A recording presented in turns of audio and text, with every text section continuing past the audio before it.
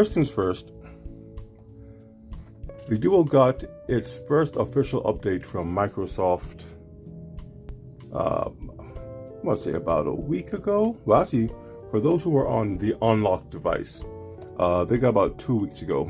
I am on AT&T, and my Duo, as such, is subject to their rules and regulations when it comes to updates. So I got my update pretty much 1 week after the fact.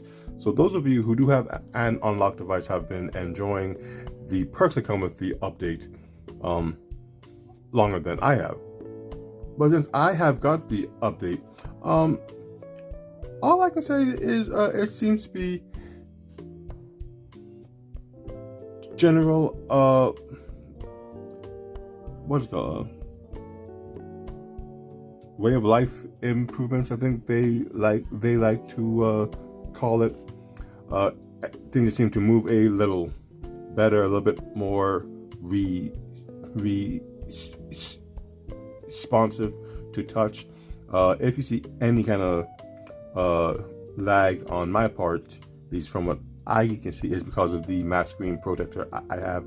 It seems to make things just go a little bit slower when it comes to touch, like swipes and the swipe gestures aren't as immediate as they used to be, at least to me.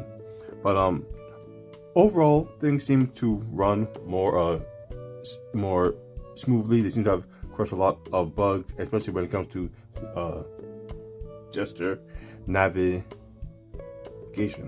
Now, me, if you've seen my videos, you know I like the buttons more than not. So I can't really speak on how well the gestures now work as opposed to before, because I stopped using those same gestures a very long time ago. Yeah, I can say things like this work fine. You can move things around, make them bigger, so things just seem to be fine. But the main concern is this right here.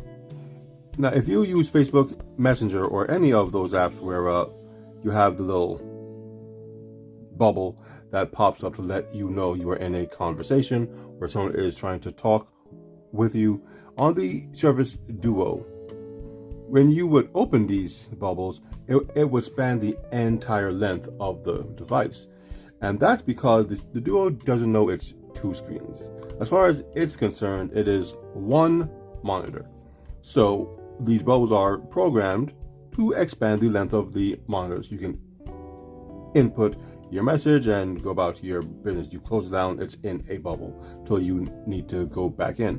Now, on the Duo, that didn't bode very well, because to us using it, it's two monitors, and have this thing go over everything you're doing, even on the other side, when you're trying to dual screen or multitask, was a hassle. So with this update, what they did was Microsoft worked their technical know-how, and now when you open up a message, it stays on its side of the Duo. Now it works fine. You're able to respond and everything else without any issue. So I'm not quite sure about other apps that also work with the little bubble that pops up. I don't have that many of them that that use this particular implementation to let me communicate. But at least the one that I do use, the Facebook Messenger, is now working properly, because it was an issue before. Now, I was on the launcher beta. Truthfully, still am. Well, the launcher beta is on a newer version of the launcher than the official update. So I did do the update, and it did tweak little things, but everything else is still the launcher beta. So I can't say for sure how well the update works by itself, but the update combined with the beta that I'm on seems to have given the Duo a lot of little bug fixes and tweaks to make the experience that much more enjoyable. Now the next thing that came about, the Duo itself, not the Duo, but the SwiftKey for the Duo also got its official update. Now, a while back, I had shown you guys that there was a beta to the SwiftKey keyboard that gave it, for the most part, little tweaks that again made it a more enjoyable experience to use.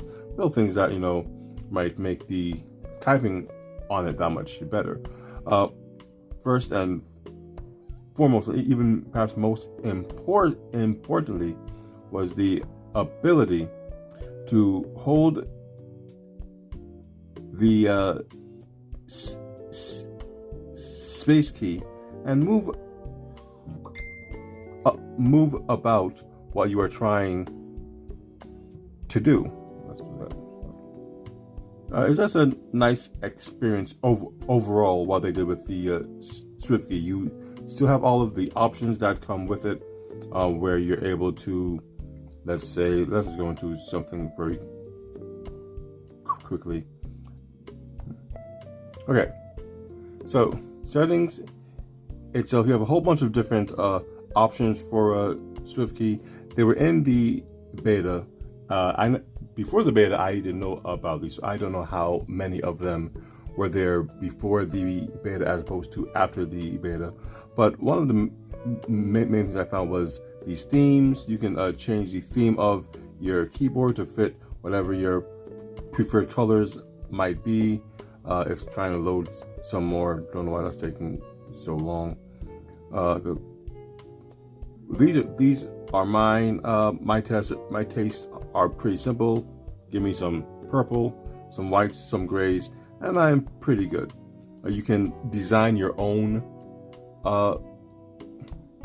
SwiftKey theme. I haven't decided to go do all of that, but as you can see here in the gallery itself, there's a bunch of different SwiftKey colors for the keyboard, different layouts, and everything else, all to download to make your SwiftKey experience more unique to you. So the SwiftKey got its official update to the keyboard. So if you're on the beta, you can get off of that and get the official one, and it's now obviously supported with more updates and things along those lines. Even with the SwiftKey beta, there's one function that did not come to it, and truthfully, I don't know why. I'm sure it's coming. It's something that I have asked for, something that many have asked for, but it wasn't there, and that is the ability. Whatever. That's the ability to write notes into the keyboard itself. Unfortunately, like I said, the SwiftKey update didn't give SwiftKey the ability to write in a field and it translates to text. But if you are like me and that is something you at times want to do, maybe it's not faster, but who knows why you're feeling nostalgic or whatever the case might be, there is a way to get it there. Now, what you need to do is you need to download the Gboard. Now, Gboard doesn't really work very well with the Duo and these dual screens, but that's not what we are looking for. In the Gboard, there is an option that allows the Gboard to write. So if you want to write,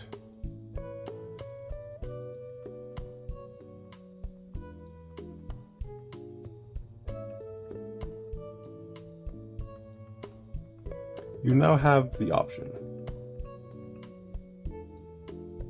So there is a reason to have two keyboards accessible to your device. Yes, the SwiftKey has all of these different ways to type and looks and all of that, but it's missing one very important option, and that is the ability to do handwriting to text. So to do this little shortcut with the SwiftKey and the Gboard, you go into Gboard. First you download if you haven't already, right?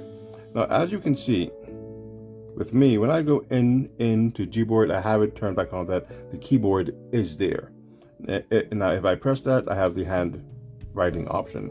But because I know I'm never going to use the Gboard keyboard because it doesn't have the same use as the SwiftKey when it comes to the dual screens. It doesn't format itself to the left or the right like SwiftKey does.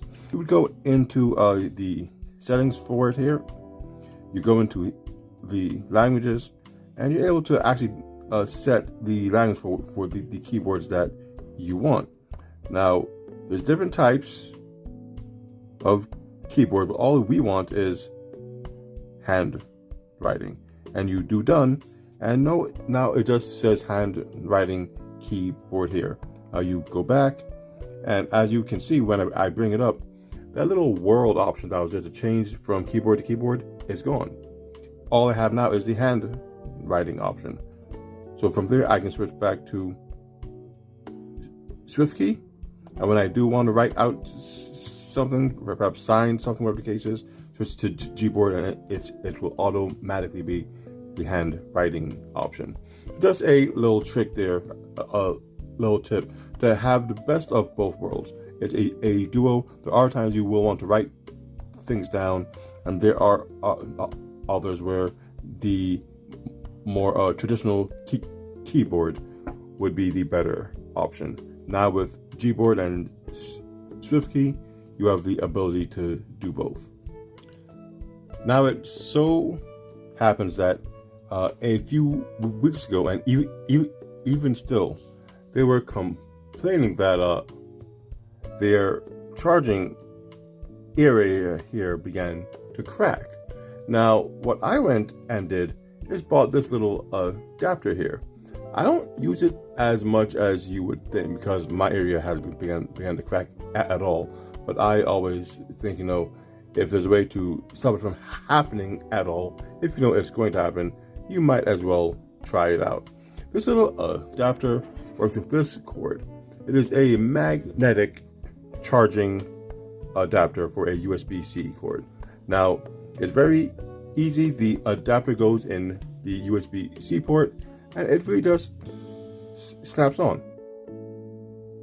So when you pull it, it just comes off with no threat to your Surface Duo frame being cracked because you tripped over the cord and caused a break or whatever the case might be. It works well. It doesn't particularly charge fast, but it charges, I guess, these things in speed. I won't say it's any better or worse, but having this here all the time does stop you from using any other USB-C attachments you might want to plug the Duo into.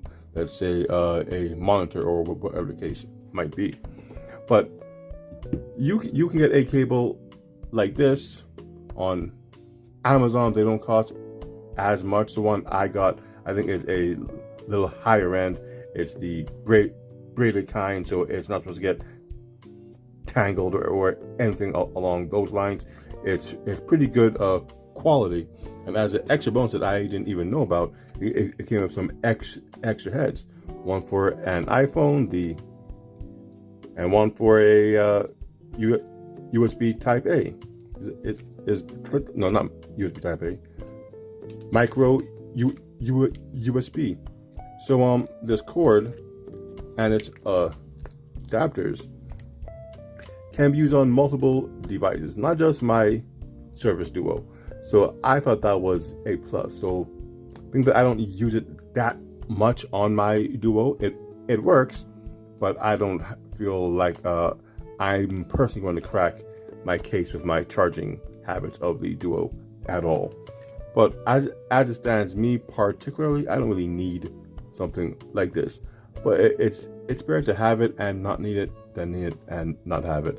So I have mine. It does work, and if any other devices I use require an adapter, I have those too. So if your Surface Duo is having the issue with the cracked frame, or you're afraid that it might get that issue, magnetic USB-C cables are readily available, not particularly expensive, and they do work pretty good.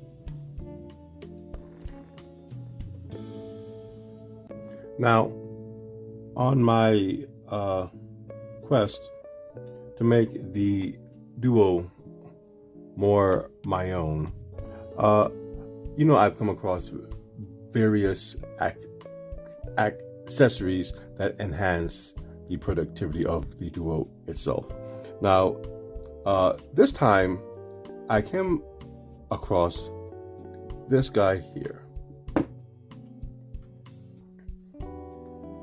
This is yet another foldable keyboard from Amazon. A new or a more functional portable keyboard to enhance the portable productivity of the Duo would be very welcome. So let's take a quick look here. First off, it's not nearly as small as the other one. The other one was like a bifold type of thing, like a wallet, and pretty much folded down to about the size of the Duo. Not in its depth here, because it was a little thicker, but in length and width, it was about the size of this, so both could easily fit in your pocket, a little pocket office, as I called it. This one is much thicker, more narrow, and twice as long. But instead of doing the bifold, it just kind of folds up like an accordion to fit everything in place. But for what it lacks in its diminutive stature, it makes up with having everything you need all in one space. And by that, I mean when you open up this device here, it unfolds very easily. It has its stand built in, and the stand for the phone. Now the Duo can stand on its own because of the nature of the hinge, but when you're trying to write and get things done, you want that angle, you want that dual screen process. And thanks to this layout with the keyboard and how they made this thing, it actually works out pretty good. The angle of depth, the way where the keys are placed, the distance, the travel, it all feels really nice on this keyboard. Did I even turn this thing on? No, I do not. Now, the keyboard itself, it just clicks on, and just like that, it should be synced via Bluetooth to my Surface Duo. Now, this one does not have a mouse pad or a trackpad, so you do have to have an optional mouse, which I do have. It's just a Bluetooth mouse that I use for pretty much all of my portable devices, depending on the one that I'm using at that time. This thing just links in and we're good to go. Now, what I found with this particular setup, where with the first one, it was better to have the phone like that, both screens side by side with Word and doing whatever you wanted to do. With this one, though, you can do it this way and it's fine.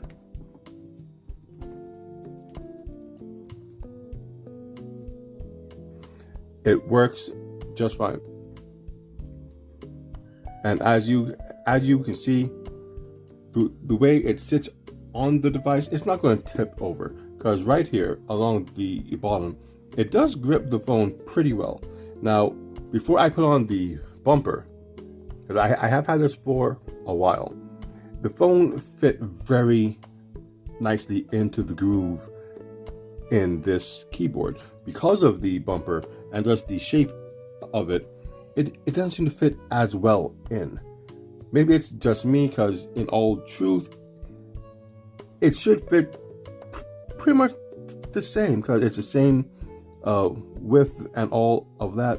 But I think it's because the surface is just a little higher because of the bumper. I feel like it might fall over. But as you can see here, it won't. Just because of the way the kickstand is in the back of it, the angle of it is such that it really does hold the Duo in place. Even when I do that, it falls right back. I would have to actually aggressively push this thing down for it to fall the other way. And even if it did, the bumper would protect it from falling over. So it does sit in here very well. But like I was saying before, let's do that. What I found is even better with this particular implementation is to have it like this. What I like to do is this right here. Now, truth be told, when you do it like this, it is not as sturdy in the little pocket created by the holder here. But I do like the way it looks and feels when I'm writing, having the full length of my Surface Duo to do whatever I am doing, to see whatever I am seeing. Now, if I want to dual screen, whatever the case might be, I might have the Word down here with my work, and I don't know, YouTube, or in this case, let's just do, just because it's pretty much what I do most of the time. Forgot I have this thing in Spotify. So you can control your music, talk to whoever you are working for or working with, or just someone who is talking to you at that time, and have the width of a regular screen, or a larger phone screen, smaller monitor, but still large enough to see what you're doing down here. And I find doing it like this, at least with this keyboard, just suits my needs very well. I can still type. Yeah. And the typing experience is actually really good.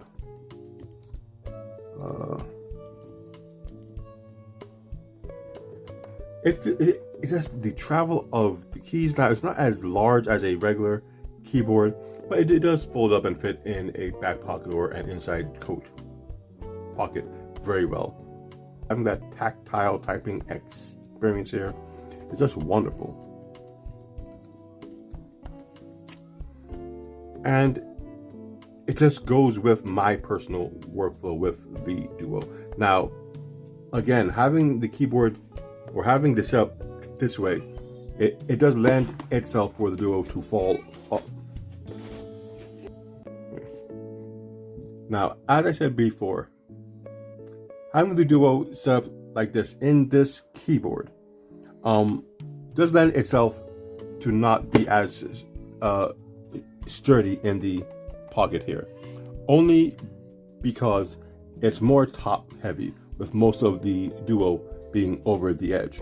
Without the bumper on it, it did fit really well, and like I said before, it fit right in the groove to almost lock the Duo in place.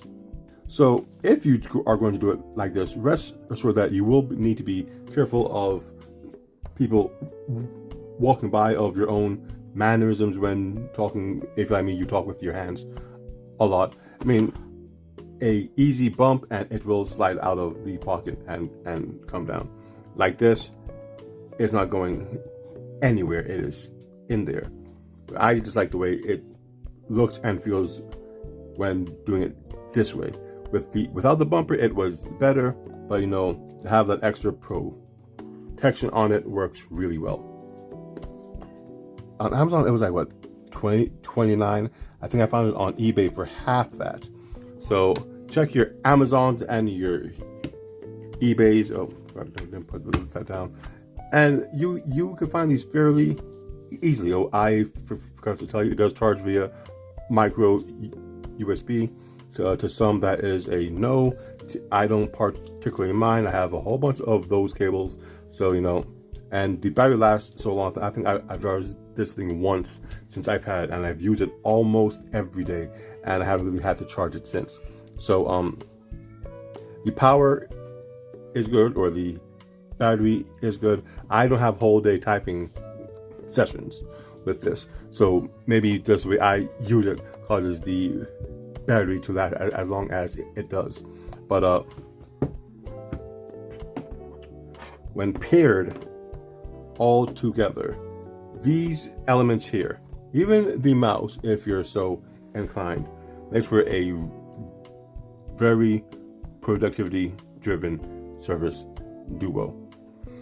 So with that said, my name is NG, the Neon X, and the Surface Duo, making it more productive and making it uniquely mine. This is what I'm into.